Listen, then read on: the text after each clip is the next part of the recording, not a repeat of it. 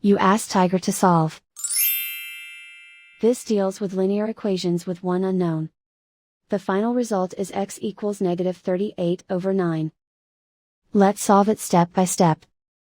Group all constants on the right side of the equation. Subtract 4 from both sides. Simplify the arithmetic. Convert the integer into a fraction. Combine the fractions. Combine the numerators. Isolate the x. Multiply both sides by inverse fraction 4/3. Group like terms. Multiply the coefficients. Simplify the fraction.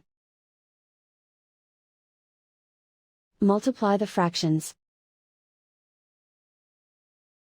Simplify the arithmetic.